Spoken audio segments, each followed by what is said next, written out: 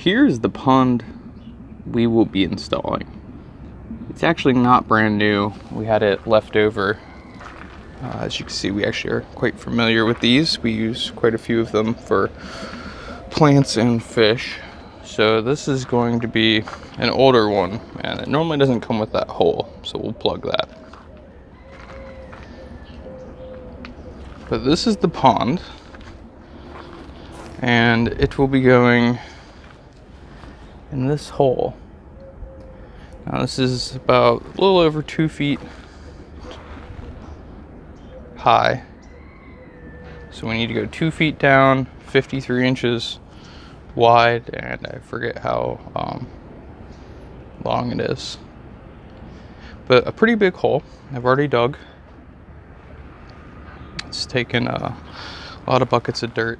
And this did actually have substrate in it. That's just pool filter sand from Lowe's. And I'm going to take that out. And the reason I'm going to be doing no substrate, because you can do substrate or no substrate. And the reason I'm going to be doing no substrate, bare bottom, is I don't want the sand to get sucked out. And what I mean by that is I'm going to be using all of the water in here as wastewater or retention pond. And I'm going to use that nutrient-filled water to water plants and the garden with. So that's the plan for that. So I don't want the sand to be in there. Now, if you weren't going to use the water for that reason and you just wanted to install a regular pond or patio aquarium thing, something like that, you could use substrate if you wanted. There's no reason not to. Now, the next thing we're going to need to do is deal with that hole. So how we're going to do that, we talk about these a lot, but normally they're already attached. So this is a double bulkhead. Super useful when dealing with ponds. And what this does, this allows me to put this through here, seal it on the other side, seal it on the other side, and there's a gasket, and that will prevent leaks, except for there's still a hole. But then it's threaded, so I can use screw-in PVC pipe to kind of do whatever I need to do with that. And in this case, that would be putting a cap on it to seal it. So that's how you deal with holes. And really all you need to do is note the inside dimensions, so the threaded dimensions, and then the outside dimensions, which is the inside dimension of your hole. So you really have 4 dimensions there. You have your inside of your bulkhead, the outside of the bulkhead, the inside of the hole, and then the outside of the drill bit. And that is the basics. So I didn't film it while I was talking about it, but this is what you would use to actually drill the hole. It's 2 pieces. You have your pilot, which is this piece, and you have, I forget the name of it, but it's like I think it's called a drill bore or something like that. It's this outer piece that actually makes the hole. So you want to use this to guide basically this, otherwise it'll just slip around on the plastic and you'll have a really hard time getting it started. So yeah, you want to match your dimensions to whatever size you want your hole and your fittings to be. Can't get it to focus. As you can see, they come in different sizes depending on what you're trying to do. So yeah, have to make sure you have all of your dimensions for what you're trying to do before you get started, because you can always make the hole bigger, but you can't really go down in size. So you want to make sure your whatever inside cut this makes lines up with your double bulkhead, and the inside of your double bulkhead lines up with your PVC pipe or whatever you may be using.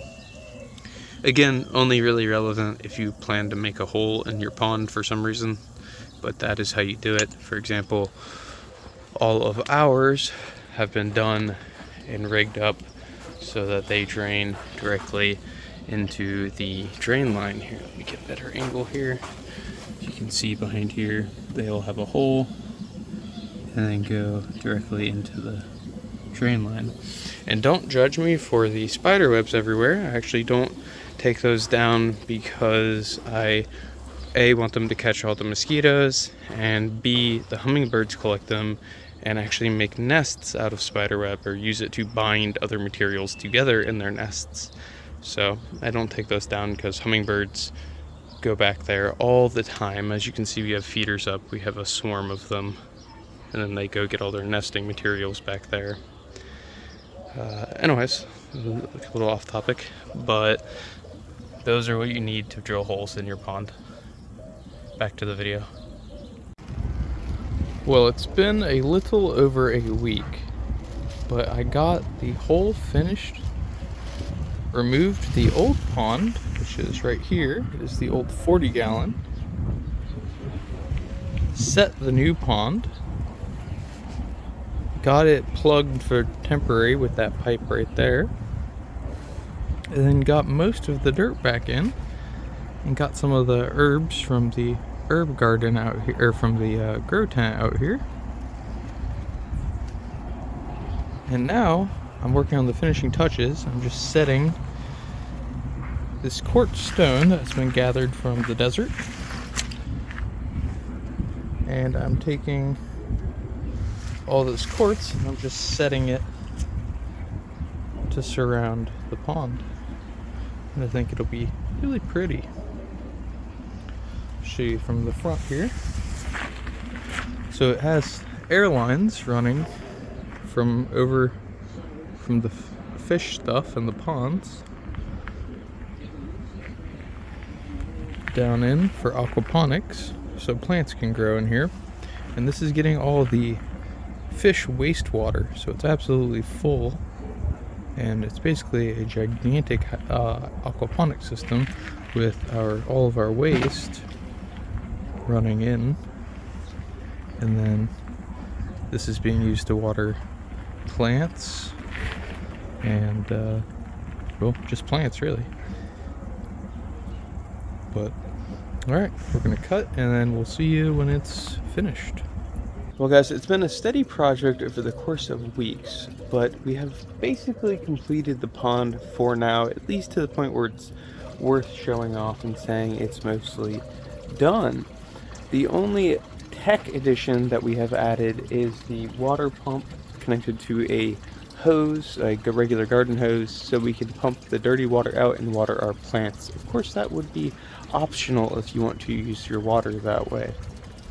Otherwise, we have just naturally acquired the quartz from around our location and the wood and things like that as well. And the pond has just been buried. We have our dirty water being pumped in, some pond plants in there taking advantage of that dirty water for the time being. We will be having aquaponic plants going in the future. And right now we are just pumping the water out to water our garden plants. Other than that, we just submerged the pond, filled the borehole that we had, which you will not if you're purchasing your pond new, and then buried and covered the quartz surrounding the top of the pond.